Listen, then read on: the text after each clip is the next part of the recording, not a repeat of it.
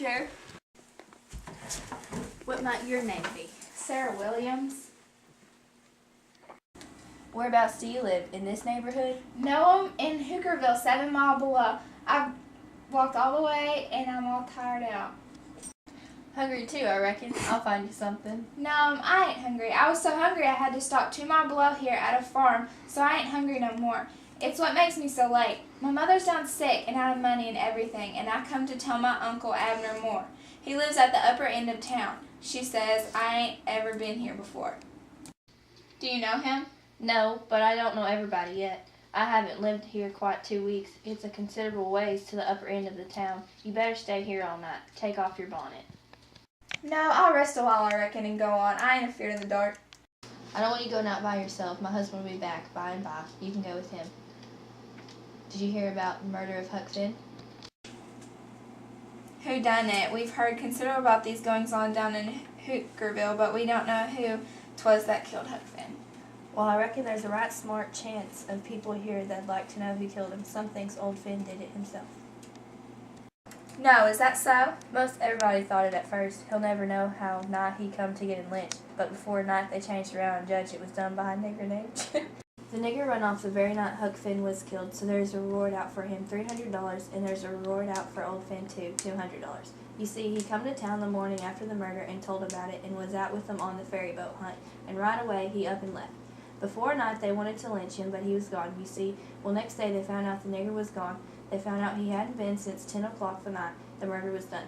So then they put it on him, you see, and while they was full of it, next day back comes old Finn and went boo-hooing to Judge Thatcher to bet money to hunt for the nigger all over Illinois with.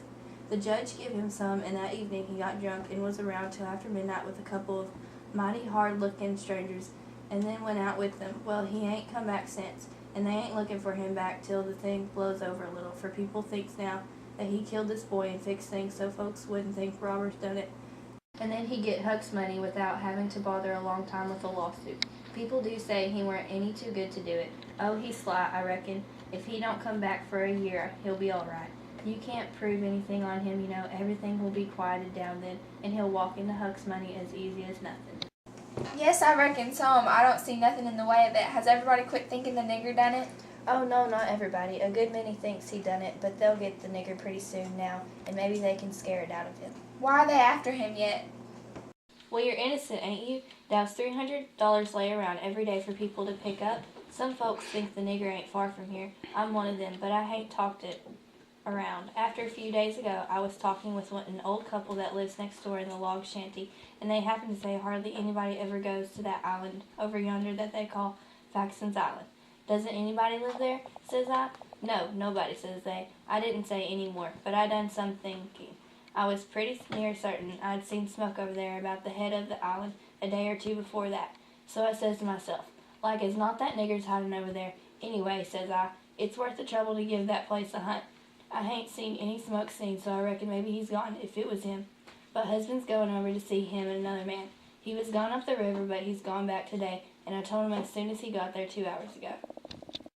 $300 is a power of money. I wish my mother could get it. Is her husband going over there tonight? Oh, yes, he went up to town with the man I was telling you of to get a boat and see if they could borrow another gun. They'll go after midnight. Couldn't they see better if they wait till daytime? Yes, and couldn't the nigger see better too? After midnight he'll likely be asleep, and they can slip around through the woods and hunt up his campfire all the better for the dark, if he's got one. I didn't think of that.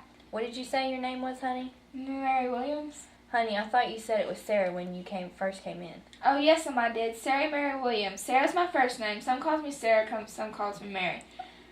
Oh, that's the way of it? Yes, See them rats over there that keep poking their heads out? Yes, I always keep lead ready in my hands to throw at them. Here, you try.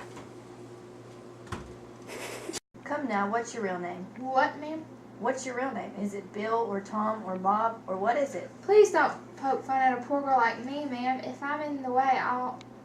No, you won't sit down and stay where you are. I ain't going to hurt you, and I ain't going to tell on you. You just tell me your secret and trust me. I'll keep it, and what's more, I'll help you. So, my old man, if you want him to, you'll see you're a runaway apprentice. That's all. It ain't anything. These ain't any harm in it. You've been treated bad, and you made up your mind too. Bless you, child. I wasn't telling you. Tell me all about it now. That's a good boy. Well, my mother and father are dead, so I was sent to live with a mean old farmer. While he was out for a couple of days, I took some of his daughter's clothes and cleared out. I believed my Uncle Abner Moore would take care of me, so I struck out for this town, Goshen. Goshen, child, this ain't Goshen. This is St. Petersburg. Goshen's 10 miles up the river.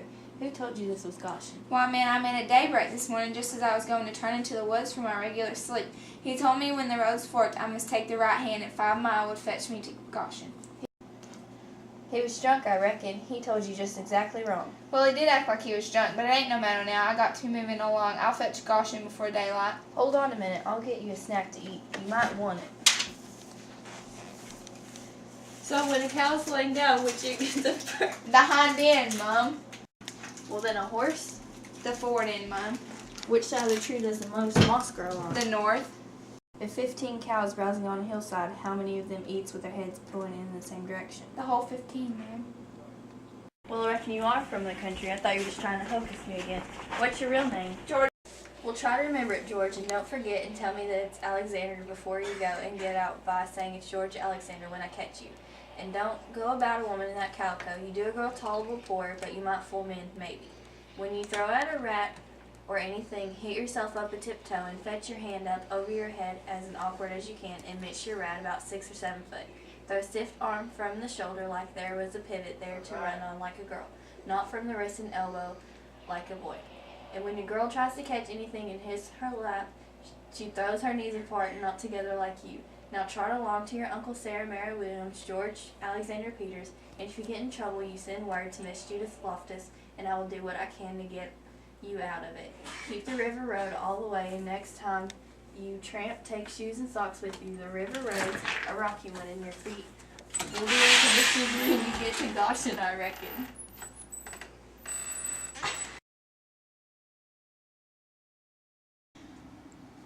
Wait, are you going to say start?